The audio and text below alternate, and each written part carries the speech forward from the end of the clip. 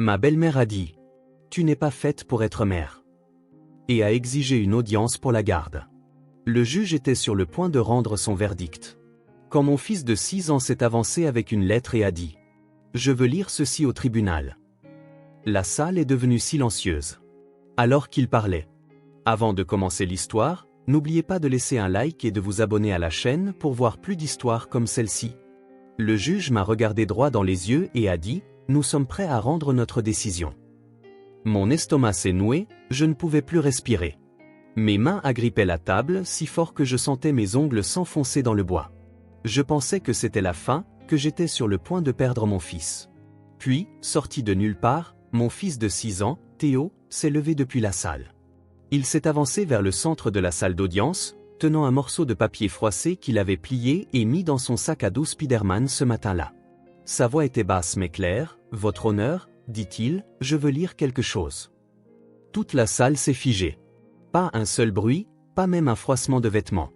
Tous les yeux se sont tournés vers lui, ce petit garçon dans un pull bleu marine trop grand, debout devant un juge, serrant une lettre à 2 mains comme si c'était la seule chose qui le maintenait debout. Je ne pouvais ni parler, ni bouger. Je le fixais simplement, mon cœur battant si fort que ça me faisait mal. Ce qu'il a dit ensuite a tout changé. Je m'appelle Jessa Carter, j'ai 33 ans, je suis graphiste indépendante et la mère d'un petit garçon nommé Théo. Il a 6 ans.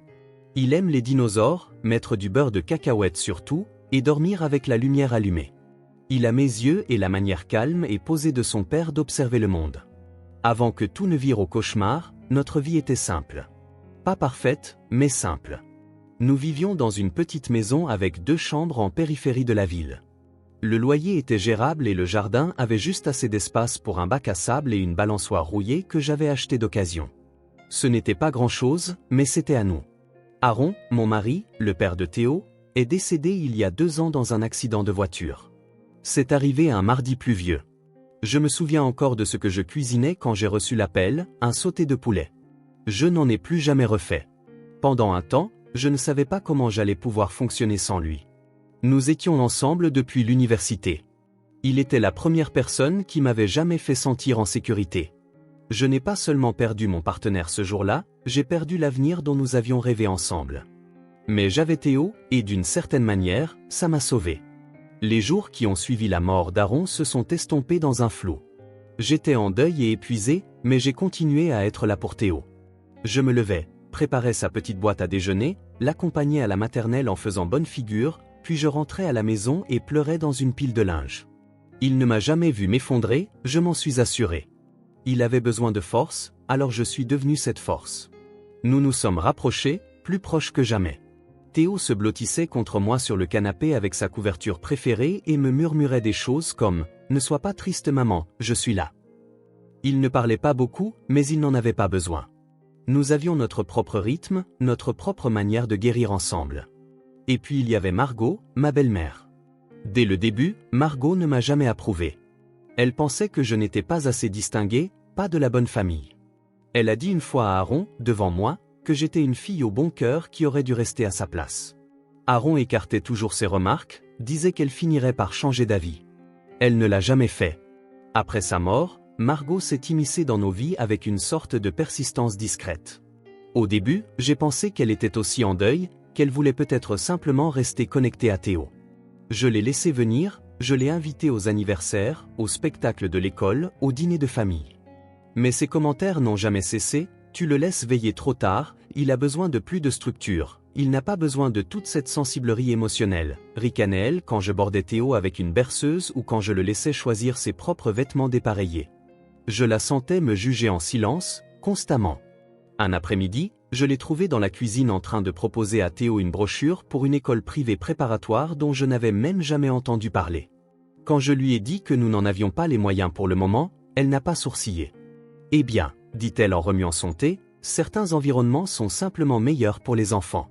Toutes les mères ne comprennent pas ça. » Je n'ai rien dit, mais j'ai commencé à fixer des limites, des visites limitées, des règles claires. C'est là que les choses sont devenues froides. Elle a commencé à tout remettre en question. Mon travail, mes finances, ma façon d'être parent. Un jour, Théo est rentré à la maison après avoir passé un week-end avec elle et a demandé « Maman, tu crois que je serais plus heureux en vivant avec mamie ?» C'était comme si on m'avait poignardé en pleine poitrine. J'ai su alors qu'il ne s'agissait pas d'amour ou de soutien, mais de contrôle. Margot ne pensait pas seulement que je faisais mal les choses, elle voulait prendre le contrôle. Elle a vu une ouverture et l'a saisie. 2 semaines plus tard, une épaisse enveloppe est arrivée à ma porte. Des papiers juridiques. Audience pour la garde. Elle essayait de m'enlever Théo. Quand j'ai ouvert cette enveloppe et vu les mots « requête en garde d'enfant », mes mains sont devenues insensibles. Je me suis assise par terre dans la cuisine, la lettre se froissant dans ma main. Théo regardait des dessins animés dans le salon, complètement inconscient que son monde était sur le point de lui être arraché. La requête indiquait que Margot demandait la garde exclusive de Théo. Pas partagée, pas supervisée, exclusive. Elle affirmait que j'étais émotionnellement instable, financièrement précaire et incapable de fournir à Théo un environnement stable. Il y avait des paragraphes entiers où elle me dépeignait comme une épave en deuil incapable d'habiller correctement mon enfant, et encore moins de l'élever. Le pire, c'est qu'elle n'avait pas entièrement tort. Oui, j'étais en deuil. Oui, j'avais des moments où je pleurais sous la douche ou oubliais de plier le linge. Mais j'étais là pour mon fils, chaque jour. Je le nourrissais, je le serrais dans mes bras, je l'aidais avec ses devoirs, j'embrassais son front quand il faisait des cauchemars. J'étais son refuge. Et maintenant, quelqu'un essayait de dire au monde entier que ce n'était pas suffisant. J'ai appelé Léna, ma sœur aînée, qui est arrivée en moins d'1 heure. Elle a lu les papiers 2 fois avant de dire quoi que ce soit. Elle joue salement, Jess. Mais tu ne peux pas la laisser gagner. J'ai engagé un avocat commis d'office parce que je ne pouvais rien me permettre d'autre. Il était gentil mais débordé. Ses conseils se résumaient principalement « soyez calme, soyez respectueuse, documentez tout ». Il n'inspirait pas confiance. Pendant ce temps, Margot avait engagé l'un des meilleurs avocats spécialisés en droit de la famille du comté, quelqu'un spécialisé dans les batailles pour la garde très médiatisé. J'ai commencé à tenir un journal de chaque interaction. J'ai déterré les bulletins scolaires de Théo, les notes du pédiatre, des photos, des emails de l'enseignante, tout ce qui montrait qu'il était en bonne santé, heureux et en sécurité. Chaque soir, après que Théo soit allé au lit, je m'asseyais par terre dans le salon, entouré de dossiers et de mets imprimés, tandis que des rediffusions passaient doucement en arrière-plan, juste pour empêcher mon esprit de partir à la dérive. Et puis il y a eu le tribunal. La première audience était procédurale, mais suffisamment pour m'effrayer. Margot était assise là dans son tailleur bleu marine, ressemblant à la PDG d'une grande entreprise. Elle a souri à Théo quand il est entré, mais ses yeux étaient fixés sur moi, comme un faucon observant un animal blessé. Son avocat était élégant, confiant et savait exactement comment transformer de petits faits en défauts de caractère accablant. Elle n'a pas de revenus stables, dit-il. Elle travaille à domicile, à peine. Elle n'a pas de famille à proximité pour l'aider. Elle souffre d'anxiété et est toujours visiblement en deuil de son défunt mari. Nous pensons que Mademoiselle Carter, bien que bien intentionnée, n'est pas émotionnellement équipée pour fournir ce dont Théodore a besoin à long terme. J'ai eu envie de crier. J'ai eu envie de me lever et de hurler qu'aucune de ces choses ne signifiait que j'étais une mauvaise mère. Mais je suis restée immobile, comme mon avocat me l'avait dit. Calme, respectueuse. De retour à la maison, Théo sentait que quelque chose n'allait pas. Un soir, après s'être brossé les dents, il m'a demandé « Est-ce que je vais avoir 2 maisons maintenant ?» Je ne savais pas quoi dire, alors j'ai menti. Non, mon bébé, maman essaie juste de régler des trucs d'adulte. Tout va bien se passer. Mais au fond de moi, je n'en étais pas sûr. Margot a commencé à utiliser d'autres tactiques. Elle a appelé les services de protection de l'enfance, un signalement anonyme. Quelqu'un avait prétendu que je laissais Théo seul pendant la journée. Une assistante sociale s'est présentée sans prévenir alors que j'étais en pleine réunion Zoom avec un client. Théo construisait des Legos sur la table de la cuisine en pyjama. J'ai répondu à toutes ces questions, je lui ai fait visiter la maison et j'ai proposé de fournir les coordonnées des enseignants et du pédiatre de Théo. Elle est partie poliment, mais sa présence persistait comme de la fumée dans l'air. La nuit suivante, j'ai verrouillé la porte et j'ai pleuré dans le panier à linge. Cette semaine-là, Théo m'a fait un dessin. C'était une version bonhomme allumette de lui et moi nous tenant la main devant notre maison. Une bulle de dialogue flottait au-dessus de ma tête de dessin animé, « Je t'aime plus que tout ». Je l'ai accroché sur le frigo et je l'ai regardé longuement. Je ne savais pas comment cela se terminerait, mais je savais une chose de chaque cellule de mon corps, je n'abandonnerai pas. Pas mon fils. Pas sans me battre. La nuit précédant l'audience finale pour la garde, j'ai à peine dormi. J'étais assise à la table de la cuisine avec une tasse de thé froid, des papiers étalés autour de moi comme une armure, des emails de l'enseignante de Théo louant ses progrès, des notes de son pédiatre sur son développement sain, des dessins qu'il avait faits à l'école. J'ai même imprimé le dépliant de l'heure de lecture parents-enfants de la bibliothèque locale à laquelle nous allions tous les mardis. Je voulais être prête. Je devais montrer que Théo ne faisait pas que survivre avec moi, il s'épanouissait. Pourtant, le doute continuait de s'insinuer. Et si le juge me voyait comme Margot me voyait? Et s'il pensait que le chagrin me rendait faible? Et si être émotive, être douce, être honnête signifiait d'une manière ou d'une autre que je n'étais pas apte à être mère? Léna est venue m'aider à me préparer. Elle a apporté des encas que je n'ai pas mangés et un dossier de vieilles photos qu'elle pensait que je pourrais utiliser. Le 3e anniversaire de Théo, son premier jour de maternelle, un selfie de nous faisant des biscuits avec de la farine partout sur nos visages. « Tu as tout ce dont tu as besoin », dit-elle doucement, posant une main sur la mienne. « Tu dois juste leur laisser voir qui tu es vraiment. » Plus tard dans la soirée, après son départ, j'ai trouvé Théo assis en tailleur par terre dans sa chambre, écrivant quelque chose sur une feuille de cahier ligné. « Sur quoi tu travailles, mon grand ?» ai-je demandé en m'agenouillant à côté de lui. Il a levé les yeux, son regard sérieux d'une manière qui n'appartenait pas à un enfant de 6 ans. « J'écris une lettre, dit-il, pour le juge. » J'ai marqué une pause. « Une lettre ?» Il a hoché la tête. « Juste au cas où il ne saurait pas à quel point je veux rester avec toi. » Ma gorge s'est serrée. « Théo, c'est très gentil, mais... »« C'est bon maman, dit-il rapidement. Je ne dirai rien de méchant sur mamie. Je veux juste qu'il sache comment c'est d'être avec toi. » Il a plié le papier en 4 et l'a glissé dans son sac à dos. Je l'emporterai avec moi, juste au cas où. Je ne savais pas quoi faire. Une partie de moi voulait lui dire non, que ce n'était pas son travail de régler ça. Mais l'autre partie, celle qui savait à quel point mon fils était intelligent, doux et profondément sensible, a juste hoché la tête et je l'ai serré fort dans mes bras. Le lendemain matin était froid et gris. Théo portait son pull bleu marine préféré, celui avec le petit écusson dinosaure sur la manche. Je lui ai tressé les cheveux en un petit chignon comme il aimait et j'ai mis un encas supplémentaire dans mon sac, juste au cas où. Nous nous sommes assis en silence au fond de la salle d'audience, attendant. Margot est arrivée dans un manteau de créateur et des talons en cuir verni.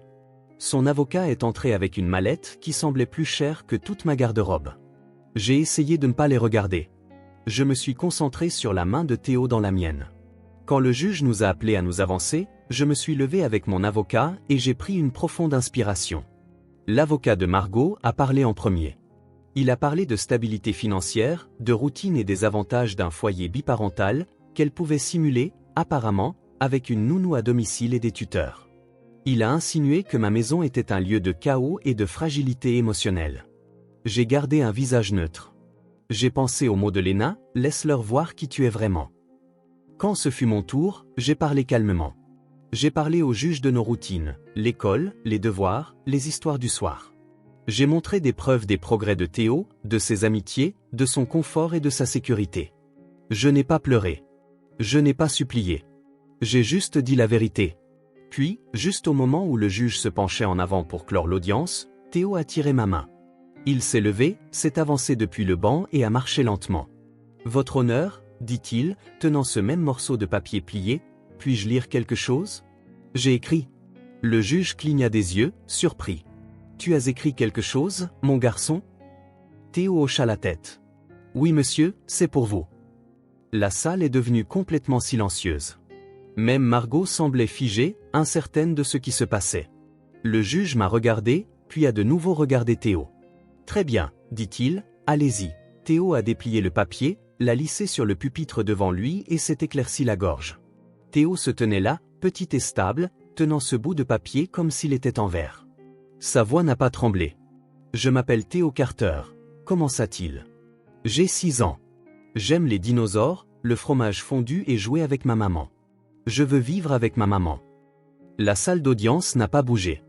Le juge s'est légèrement penché en avant, les mains jointes sous son menton. Théo a baissé les yeux et a continué à lire. « Ma maman me fait des câlins quand je ne vais pas bien. Elle fait des pancakes le dimanche et me laisse verser le sirop, même quand j'en renverse. Elle rit quand je lui raconte des blagues, même celles qui n'ont pas de sens. Quand je fais un cauchemar, elle me laisse dormir dans son lit. Elle m'appelle son cœur. » Ma gorge s'est nouée. J'ai senti mes yeux me brûler, mais je n'osais pas cligner des yeux. Je ne voulais pas manquer une seconde. Théo continua, ses petits doigts se resserrant autour du papier. Parfois, mon papa nous manque et on pleure ensemble. Mais après, elle me raconte des histoires sur lui et on allume une bougie et on dit de bonnes choses. Elle dit que c'est normal d'être triste et normal d'être heureux à nouveau aussi. Il fit une pause, leva les yeux vers le juge. Je sais que mamie m'aime, mais elle dit que ma maman est trop douce. Je pense que la douceur, c'est bien. Je ne veux pas vivre dans un endroit qui ne me laisse pas ressentir les choses. Je veux vivre avec la personne qui me laisse être un enfant. Il plia soigneusement la lettre et regarda autour de la pièce. Tout le monde était immobile. Même Margot avait baissé les yeux. Je voulais juste que vous le sachiez, ajouta-t-il doucement. Merci. Puis il se retourna vers moi, se glissa sur le siège à côté de moi et prit ma main. J'ai eu envie de m'effondrer, mais je ne pouvais pas. Pas encore. Le juge nous observait toujours. Il se rassit dans son fauteuil, silencieux pendant un long moment. On pouvait sentir la tension crépiter dans la pièce comme de l'électricité statique. Il parla enfin. Ce tribunal prend acte de la déclaration faite par le mineur, Monsieur Théo Carter. Bien que nous évitions généralement de placer les enfants dans la position de témoigner, il est clair que ces paroles étaient les siennes et qu'elles reflètent une profonde clarté émotionnelle. Je les trouve convaincantes. Mon cœur a bondi puis s'est figé. Convaincant n'était pas une décision. Le juge se tourna vers l'avocat de Margot. J'ai examiné la requête et les preuves présentées par Madame Langston et son équipe juridique. Il n'y a aucun abus documenté, aucune préoccupation médicale et aucun témoignage professionnel suggérant que Mademoiselle Carter est inapte. Le tribunal ne croit pas que la disparité financière seule constitue une raison de retirer un enfant à sa mère, surtout lorsque le bien-être émotionnel de l'enfant semble stable et clairement lié à elle. Margot ouvrit la bouche pour parler, mais le juge leva la main. De plus, continua-t-il, l'enfant a exprimé un désir sincère et articulé de rester avec sa mère. Cela pèse lourdement dans cette décision. Il se tourna vers moi, son expression s'adoucissant. Madame Carter, ce tribunal estime que vous êtes apte à conserver la garde légale et physique complète de votre fils. Les modalités de visite avec Madame Langston pourront être discutées par médiation, mais le tribunal ne voit aucune raison de demander le retrait permanent de la garde. Pendant un instant, je ne pouvais plus bouger. C'était comme si on venait de soulever un poids de 2 tonnes de ma poitrine. Mes jambes étaient en coton, mes mains tremblaient. Mais j'ai tendu la main et j'ai serré Théo dans mes bras. Il s'est accroché à moi, enroulant ses bras autour de mon cou comme il le faisait toujours quand il avait besoin de se sentir en sécurité. Seulement cette fois, c'était moi qui en avais besoin. Margot n'a pas parlé quand nous sommes passés devant elle. Elle était assise, raide, la mâchoire serrée, les jointures blanches à force de serrer les anses de son sac à main. Je n'ai pas jubilé. Je ne l'ai même pas regardé. J'ai juste continué à marcher, tenant la main de Théo aussi fort que je le pouvais. Nous sommes sortis à la lumière du soleil. Il s'était un peu réchauffé. Théo plissa les yeux et me sourit. « J'ai bien fait, maman ?» Je me suis agenouillé et j'ai embrassé son front. « Tu nous as sauvés. » Le lendemain de l'audience, la maison semblait différente. Non pas que quelque chose ait physiquement changé. Théo se réveillait toujours tôt et me traînait dans la cuisine pour l'aider à faire ses céréales. Les meubles étaient les mêmes, l'odeur de lavande de la bougie que nous allumions toujours pendant le petit déjeuner flottait encore dans l'air. Mais quelque chose en moi avait changé. Je ne survivais plus seulement. Je m'étais battu pour mon fils et j'avais gagné. Ce matin-là, j'ai trouvé sa lettre, celle qu'il avait lue au tribunal, collée au réfrigérateur avec un aimant dinosaure. Il avait écrit son nom en bas au crayon rouge et dessiné un petit cœur à côté. Je suis resté là longtemps, à la relire, ligne par ligne, jusqu'à ce que mes yeux se brouillent et que je doive m'asseoir. Il avait écrit ça pour moi. Non pas parce que je le lui avais demandé, non pas parce qu'il pensait que cela m'aiderait à gagner, mais parce qu'il m'avait vu. Il avait senti notre lien, à sa petite manière, il s'était levé pour le protéger. Nous sommes allés au parc cet après-midi-là, juste nous deux. Je l'ai laissé rester sur les balançoires beaucoup trop longtemps et je lui ai acheté une glace, même si le dîner n'était qu'à 1 heure.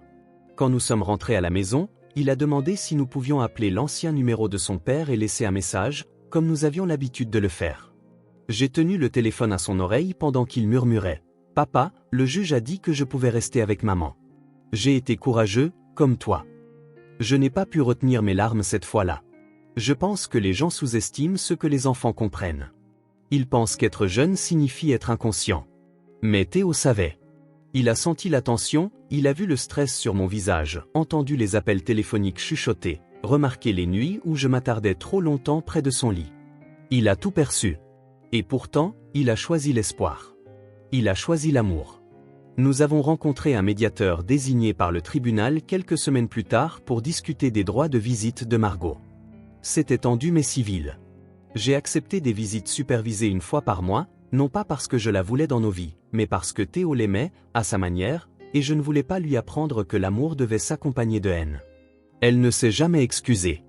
Ni pour la demande de garde, ni pour les mensonges au tribunal, ni pour avoir tenté de démanteler la vie que j'avais construite. Mais cela n'avait plus le pouvoir de me briser. J'ai réalisé quelque chose d'important à travers tout cela. Être mère ne signifie pas être parfaite. Cela ne signifie pas avoir la plus grande maison ou le meilleur travail ou toujours connaître la bonne réponse. Cela signifie être présente, même quand on est épuisé. Cela signifie mettre les besoins de quelqu'un d'autre avant sa fierté, sa peur et sa douleur. Cela signifie donner de l'amour librement, même quand on n'est pas sûr que ce soit suffisant. Parce que pour eux, c'est suffisant. Il fut un temps où je pensais que ma douceur me rendait faible, que si je pleurais trop ou serrais Théo trop fort, je prouverais que Margot avait raison. Mais maintenant, je vois les choses différemment. Doux ne veut pas dire faible. Doux signifie sécurité. Doux signifie fort là où ça compte le plus. Théo me l'a appris. Parfois, je me réveille encore au milieu de la nuit, inquiète que la décision du tribunal n'ait été qu'un rêve.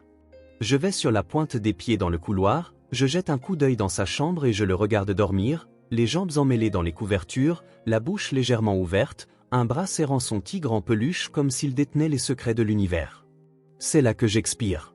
Nous allons bien. Plus que bien. Nous sommes entiers. Si vous êtes parent, ou si vous vous êtes déjà battu pour protéger quelqu'un que vous aimez, vous savez ce que l'on ressent. Vous connaissez la panique de l'impuissance et le feu que cela allume en vous. Vous savez ce que c'est que d'être sous-estimé, rejeté, et qu'on vous dise que vous n'êtes pas assez. Mais j'espère que vous savez aussi que votre amour compte, même lorsqu'il est discret, même lorsqu'il est remis en question. Et si personne ne vous l'a dit aujourd'hui, vous vous en sortez mieux que vous ne le pensez. Si cette histoire vous a touché, si elle vous a rappelé quelqu'un que vous aimez ou quelque chose pour lequel vous avez dû vous battre, j'espère que vous prendrez un moment pour aimer cette vidéo. Cela aide plus que vous ne l'imaginez. Partagez-la avec quelqu'un qui pourrait avoir besoin d'un peu d'espoir aujourd'hui, quelqu'un qui traverse une bataille pour la garde ou qui essaie simplement de maintenir sa famille unie, un jour à la fois.